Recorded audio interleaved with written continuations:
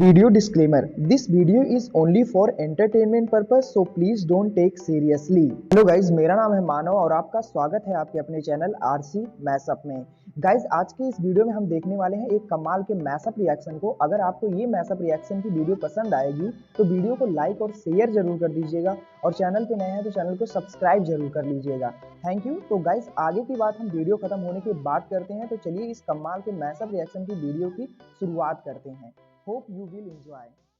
कमाल का खाना, खूबसूरत cultural diversity, home of giga chats like Rajaraja Chola and Paharshi Raja, जो कि मिडीवल एज में भारतीय कल्चर का रखवाला था, जिस समय नॉर्थ इंडिया फॉरेन ऑक्यूपेशन के अंदर था। चाहे विजयनगर एम्पायर हो या आदि शंकराचार्य जैसे गुरु हो या भारत के सबसे सुंदर मंदिर हो, लेकिन अनफॉर्चुनेटली इंडिपेंडेंट इंडिया में भारत की कल्चरल धरोहर सदर्न स्टेट्स में काफी डूबी है। केस इन पॉइंट इस हफ्ते जो हुआ केरला में। Welcome back. In the name of secularism, the Kerala government has banned saffron. Temple in Kerala has been asked to remove saffron decorations. You have to put up multicolor decorations, not of a single color. To use multicolor decorations for temple festival instead of using the complete saffron color decorations. तो आइए आज बात करते हैं कि केरला में क्या हुआ, साउथ इंडिया के कल्चर को किस तरह से दबाया गया है और कैसे शायद साउथ इंडिया का फिर से कल्चरल रिवाइवल होने वाला है।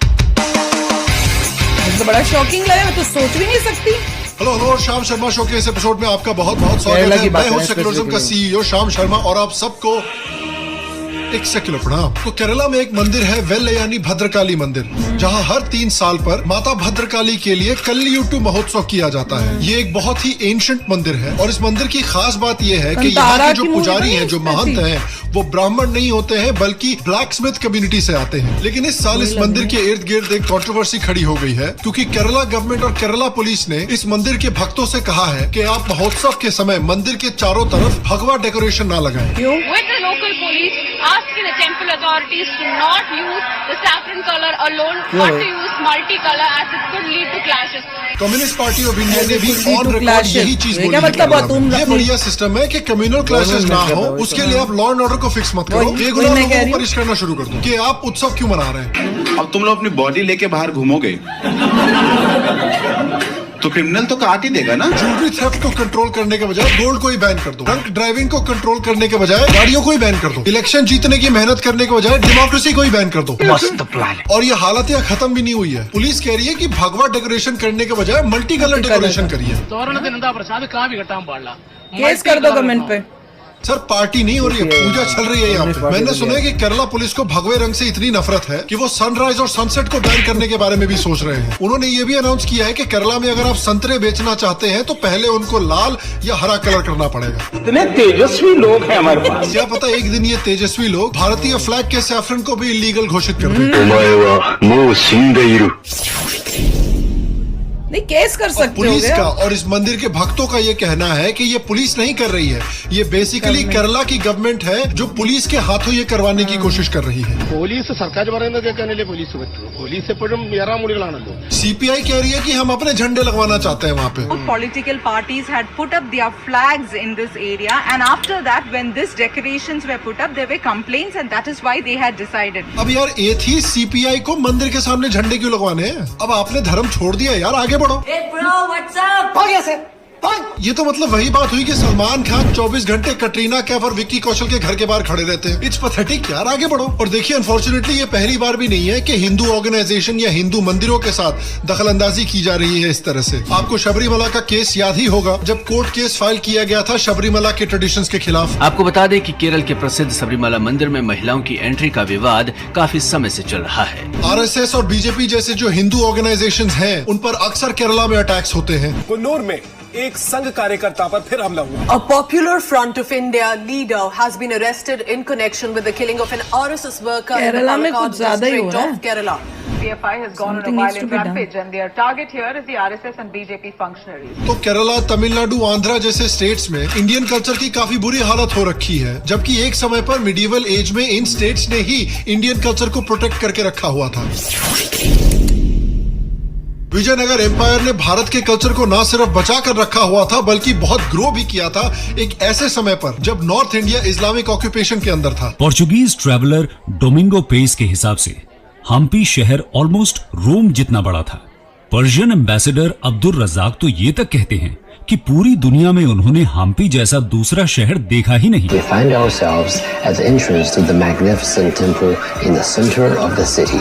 Iconic traditions and the jubilant celebration of Tirumala Brahma Utsav. उसके ऊपर से रामानुजाचार्य, आदि शंकराचार्य जैसे आध्यात्मिक गुरुज जिन्होंने हमारे कल्चर को और डेवलप किया। तो क्या हुआ सदर्न स्टेट्स में? गवर्नमेंट गलत आ गई। देखिए, इंडियन कल्चर या एटलीस्ट हिंदू कल्चर के डिक्लाइन के पीछे कई सारे रीजंस हैं। तमिलनाडु में एटलीस्ट एक बहुत बड़ा रीजन है द्रविडियन पॉलिटिक्स का इमर्जेंस, जो शुरू हुआ था एक पॉजिटिव गोल से। वो चाहते थे कि तमिलनाडु में जो कास्ट डिस्क्रिमिनेशन होता है उसको बंद किया जाए, लेकिन अनफॉर्चुनेटली उन्होंने एक बुरे स्ट्रक्चर को हटाने की कोशिश करते समय उससे भी ज्यादा बुरा स्ट्रक्चर तमिलनाडु में लगा दिया। बिल्कुल उस तरह जिस तरह से दुनिया में इनजस्टिस को हटाने के लिए कई वायलेंट रेवोल्यूशंस होते हैं, लेकिन अक्सर पुराने बुरे स्ट्रक्चर के बजाय उनसे भी ज्यादा बुरा स्ट्रक्चर इंस्टॉल कर दिया जाता है। फॉर एग्जाम्पल, रशिया में जब बोल्शेविक रेवोल्यूशन हुआ तो जार के स्ट्रक्चर को हटाने के बाद वहां पर उससे भी बुरा कम्युनिस्ट डिक्टेटरशिप लगा दिया गया। ईरान में ईरान के शाह को हटाने के बाद उससे भी कहीं ज्यादा बुरा इस्लामिक डिक्टेटरशिप लगा दिया गया। उसी तरह तमिलनाडु में भी कास्ट डिस्क्रिमिनेशन को हटाने की कोशिश करने के चक्कर में वहां पर एक बहुत ही डिस्क्रिमिनेटरी सिस्टम लगा दिया गया, जो कि क्लियरली एंटी ब्राह्मण था। The Tamil Brahmins of Tamil Nadu, they are literally Jews.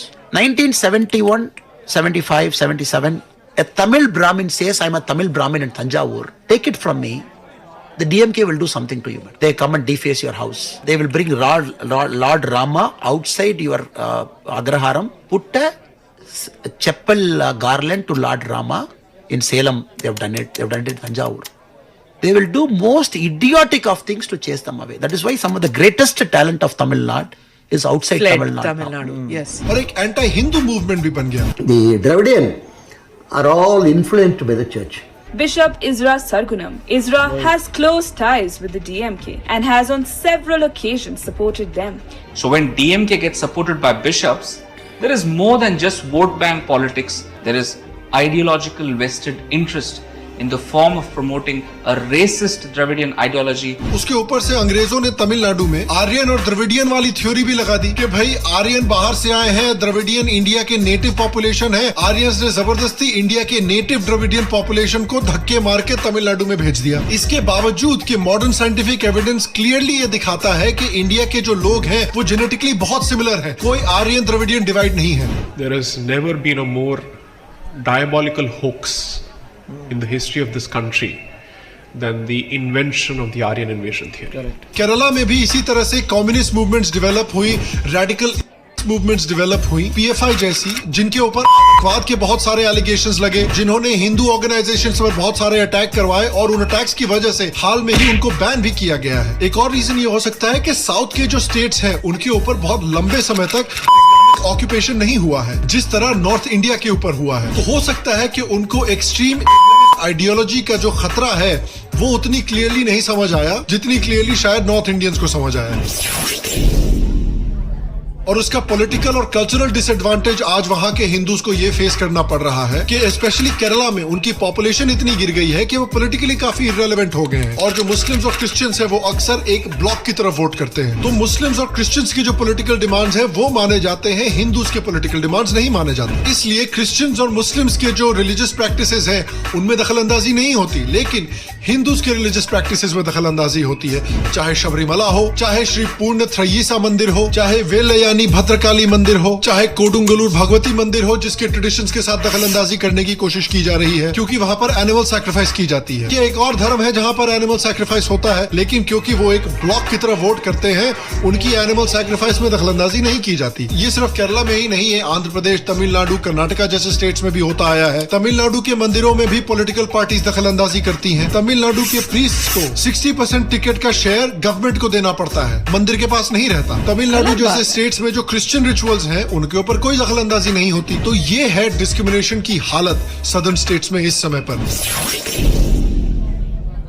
और लगता है कि शायद फाइनली सदर्न स्टेट्स के जो हिंदूज हैं उन्होंने रियलाइज करना शुरू किया है कि इस डिस्क्रिमिनेशन के खिलाफ सीरियसली लड़ने की जरूरत है, क्योंकि जिस तरह बॉलीवुड की हवा धीरे धीरे चेंज हो रही है उसी तरह से लगता है सदर्न इंडिया में भी हिंदुत्व धीरे धीरे पनप रहा है। क्योंकि देखिए, केरला की जो गवर्नमेंट है वो भद्रकाली मंदिर पर इसलिए एक्शन ले रही है क्योंकि वो एक ऐसे एरिया में है जहां पर हिंदुत्व मूवमेंट काफी स्ट्रॉन्ग है। इस एरिया को 2016 में बीजेपी ने जीता था और 2021 में सीपीआई और बीजेपी के बीच एक बहुत स्ट्रॉन्ग कॉम्पिटिशन हुआ था जहां बीजेपी सिर्फ 4000 वोट से हारी थी। इनफैक्ट इस मंदिर के जो मेंबर्स हैं वो कल्लियूर पंचायत से चुने जाते हैं, जिस पंचायत को बीजेपी ने बैक टू बैक 2015 और 2020 में जीता था। और जैसा कि मैंने कहा, ये जो मंदिर है ये हिंदुत्व की पावर को भी दिखाता है, क्योंकि इस मंदिर के जो पुजारी हैं वो ब्राह्मण नहीं है बल्कि ब्लैक स्मिथ कम्युनिटी से आते हैं। तो ये मंदिर हिंदू कम्युनिटी को कास्ट बैरियर से बाहर निकल के यूनाइट होने को प्रमोट करता है। और यहाँ के हिंदू गवर्नमेंट के रिस्ट्रिक्शंस के बावजूद अपने ट्रेडिशंस को छोड़ नहीं रहे हैं। इनफैक्ट जो पुलिस उनको भगवा लगाने से रोकने की कोशिश कर रही थी, उस पुलिस के पंडाल को उन्होंने भगवा कर दिया। और जब पुलिस ने उनको भगवा झंडा लगाने से रोक दिया तो वहाँ की औरतों ने डिसाइड किया कि ठीक है, हम सारे के सारे भगवा ब्लाउज पहन के ही आ जाते हैं, अब कैसे रोकोगे। और देखिए पुलिस और गवर्नमेंट के एक्शंस के बावजूद कितने सारे लोग भगवा लेके निकले हुए हैं। पुलिस के बोलने के बावजूद अभी तक झंडे नहीं हटाए हैं उन्होंने। So the police had given a notice in that regard, and temple authorities, the managing committee of this festival, they have not agreed for that and they went ahead with this. मतलब इस scene को देख के Tanaji film का ये dialogue याद आता है मुझे। तू क्या मिटाएगा उस भगवे को जिसका ऐलान खुद आसमान करता है, दिन में 2 बार सूरज उगने से में रह के तुम ये करने की कोशिश कर रहे हो। और बाकी स्टेट्स में भी इस तरह से हिंदुत्व की ग्रोथ हो रही है। अगर आप कर्नाटका में देखें तो वहाँ तो बीजेपी की गवर्नमेंट ही है। आप याद करें कि हिजाब इशू के समय पे हिंदू कम्युनिटी कितनी जोर से निकल कर आई थी और आरएसएस ने कितनी जोर से उनको सपोर्ट भी दिया था। तमिलनाडु में हाल में ही बीजेपी के एक यंग लीडर अन्नामलाई काफी फेमस हो रहे हैं, स्टेट लेवल और नेशनल लेवल दोनों पर। बहुत बड़े बड़े क्राउड्स आ रहे हैं उनके रैली में, और उन्होंने तो 2026 इलेक्शन के लिए काफी बोल्ड प्रेडिक्शंस भी दिए हैं। 150 is what BJP will get in 2026. Not 150 less. BJP की ये होप है और तमिलनाडु के लोगों की ये होप है कि ये एक हिंदुत्व के बड़े लीडर इमर्ज होने वाले हैं तमिलनाडु में। उसी तरह से जिस तरह से योगी आदित्यनाथ उत्तर प्रदेश में आए थे और हेमंत बिश्व शर्मा असम में निकल कर आए थे। तेलंगाना को भी अगर आप देखें तो वहां पर भी लगता है बीजेपी धीरे धीरे स्ट्रांग हो रही है। उनकी भी बहुत बड़ी बड़ी रैलीज निकल कर आ रही है। अगर आप हैदराबाद को देखें, उनके भी greater Hyderabad municipal corporation election में बीजेपी ने काफी अच्छी परफॉर्मेंस दी है। The TRS was at a comfortable 99 without even bothering to campaign much. This time they are decimated by 44 seats. और हिंदुत्व के इस राइज को देखकर जो सो कॉल्ड सेक्युलर या फिर एंटी हिंदू पार्टीज भी हैं, उनके भी टैक्टिक्स बदल रहे हैं। द्रविडियन पार्टीज भी जाकर हिंदू महंतों से मिल रही है। कांग्रेस जैसी सेक्युलर पार्टी अपने आप को असली हिंदू बोल रही है। एथीस्ट कम्युनिस्ट जो हैं वो श्री कृष्ण जयंती मना रहे हैं। केरला के कांग्रेसी बोल रहे हैं कि भैया गवर्नमेंट को हिंदू फेस्टिवल्स में नहीं इंटरफियर करना चाहिए। सावरकर जी ने सही ही कहा था कि जिस दिन हिंदू यूनाइट हो गए उस दिन कांग्रेसी भी अपने कोर्ट के बाहर जनेऊ पहने हुए दिखेंगे। तो अगर साउथ के हिंदूज ये वीडियो देख रहे हैं और अगर वो सोचते हैं कि भाई हम अपने पॉलिटिकल इंटरेस्ट को, अपने कल्चरल इंटरेस्ट को कैसे बचा कर रखें, तो देखिए एक ही तरीका है, आपको पॉलिटिकली यूनाइट होना पड़ेगा। पॉलिटिकली यूनाइट होके ऐसी पार्टीज के लिए वोट करना शुरू करें जो आपके इंटरेस्ट का ध्यान रखेंगे। अगर आप अपने आप को पॉलिटिकली रेलेवेंट बनाएंगे, अगर आप अपने आप को इतना पावरफुल बनाएंगे कि हाँ भाई हमारे वोट से इलेक्शन जीते या हारे जा सकते हैं, तब सारी पॉलिटिकल पार्टीज आपकी बात मानना शुरू कर देंगी। हिंदुत्व पार्टीज को भी साउथ के हिंदूज को दिखाना जरूरी है कि भाई हाँ, हम आपकी प्रोटेक्शन कर सकते हैं